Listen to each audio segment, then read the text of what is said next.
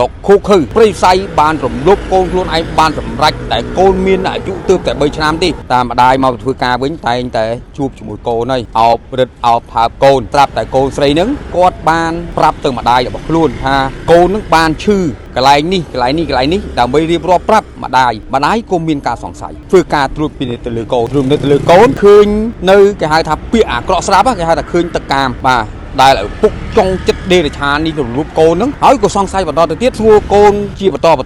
រហូតដល់យកកូនទៅមន្ទីរពេទ្យទៅឃើញបាទក្មេងស្រីអាយុ3ឆ្នាំដែលត្រូវឪពុកចង់រំលោភនោះបាទរងរបួសនៅទីតាំងប្រដាប់ភេទយើងនិយាយពីចឹងហ្នឹងតាក៏ស្ដាប់បងប្អូនតាមប្រភពព័ត៌មានថាបាទឪពុកដែលចាប់រំលោភកូនខ្លួនឯងនេះគឺជាឪពុកចុងទី2បាទស្ត្រីនេះគឺគាត់មានប្តី2បាទមានប្តីទី1គឺមានកូនប្រុស1អាយុ10ឆ្នាំបានប្តីទី2បានកូនស្រី1អាយុ3ឆ្នាំដែលជាឪពុកដេរឆានចាប់រំលោភកូនឯងនៅថ្ងៃទី8ខែមីនាឆ្នាំ2025ដែលត្រូវជាថ្ងៃ8មីនាគឺជាថ្ងៃបុណ្យសិទ្ធិវាសិទ្ធិនារីទូទាំងពិភពលោករឿងរ៉ាវមួយដែល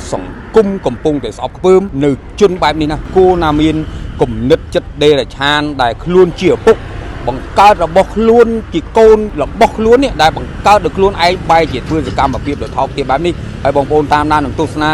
នៅរូបភាពឪពុកដែលចិត្តដេរឆានដែលកម្លាំងសមត្ថកិច្ចធ្វើការគាប់ខ្លួនបាន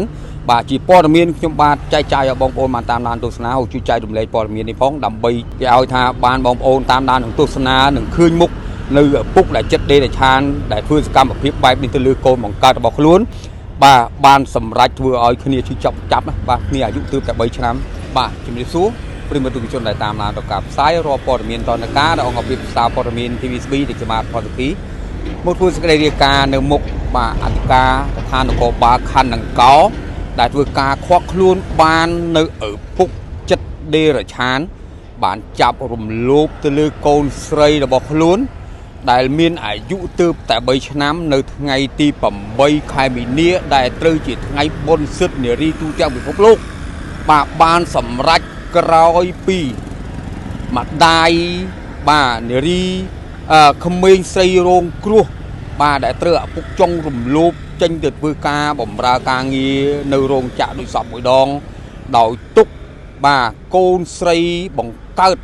បាទដែលមានអាយុ3ឆ្នាំនៅជាមួយនឹងបាទគេហៅថាបងប្រុសបាទរបស់ខ្លួននៅបន្ទប់ជួលដែលស្ថិតនៅក្នុងភូមិគម្រៀងសង្កាត់ព្រៃវែងខណ្ឌដង្កោរាជធានីភ្នំពេញបាទស្រាប់តែបាទឪពុកបាទចិត្តដេរឆានដែលចាប់រំលោភកូនស្រីរបស់ខ្លួនបានសម្រេចហ្នឹងតាមប្រភពព័ត៌មានថាបាទឪពុកបាទបង្កើតបាទដែលចាប់រំលោភកូនខ្លួនឯងនេះគឺជាឪពុកចុងទី2បាទតាមប្រភពព័ត៌មានថា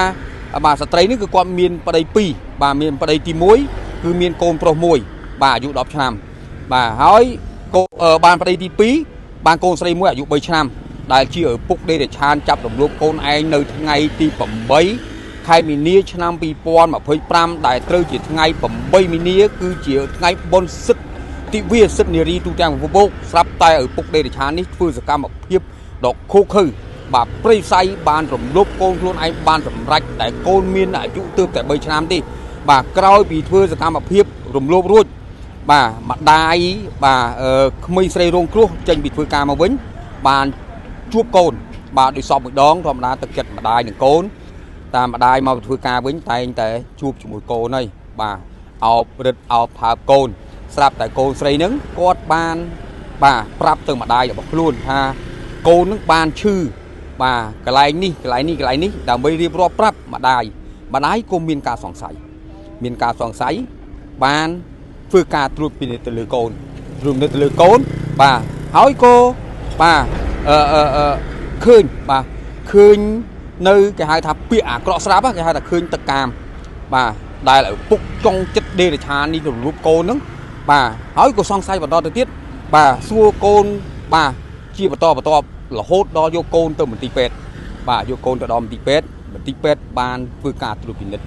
ទៅឃើញបាទក្មេងស្រីអាយុ3ឆ្នាំដែលត្រូវឪពុកចង់រំលោភនោះបាទរងរបួសនៅទីតាំងប្រដាប់ភេទយើងនិយាយពីចឹងតាក៏ស្ដាប់បងប្អូនបាទប្រិយមិត្តទូជនខ្ញុំនិយាយភាសាកន្លែងនេះដើម្បីឲ្យបងប្អូនបានតាមដានទស្សនានៅព័ត៌មានច្បាស់បាទ ก็บ่าเพื่อการตรวจพินิจตือประดับเพชรคืนมีนบ่าสนามสนามได้เตอปุกจงบ่าปุกบังการខ្លួនឯងរំលោភហ្នឹងបាទក៏ឈានទៅដល់បាទការស្ងប់ស្ងាត់បាទនឹងធ្វើការដាក់ពាក្យបណ្ដឹងនៅប៉ុស្តិ៍នគរបាលរដ្ឋបាលបាទព្រៃសរអីព្រៃវែងបាទព្រៃវែងសូមអភ័យទោសផងបាទព្រៃវែងបាទហើយប៉ុស្តិ៍នគរបាលរដ្ឋបាលព្រៃវែងបាទក៏បាទធ្វើការខាត់ខ្លួនដោយមានបញ្ជាពីលោកអធិការបាទវរៈស្នេហ៍ឯកជំនិថាក៏ដូចជាកម្លាំងបាទព្រមមិនទាន់ទទួលផ្នែកព្រមមិនទាន់អធិការរងបាទជា60បានឈានចុះទៅដល់បាទការខាត់ខ្លួនបាននៅជនសង្ស័យដែលជាឪពុកដេរឆានបាននៅថ្ងៃទី10ខែមីនាឆ្នាំ2025យកមកបាទខាត់ខ្លួនយកមកអធិការនគរបាលខណ្ឌលង្កោដើម្បីចាត់ការទៅតាមផ្លូវច្បាប់ដោយសារតែ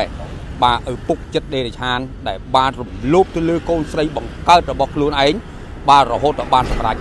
បាទនេះគឺជាបាទរឿងរ៉ាវមួយដែលសង្គមកំពុងតែស្អប់ខ្ពើម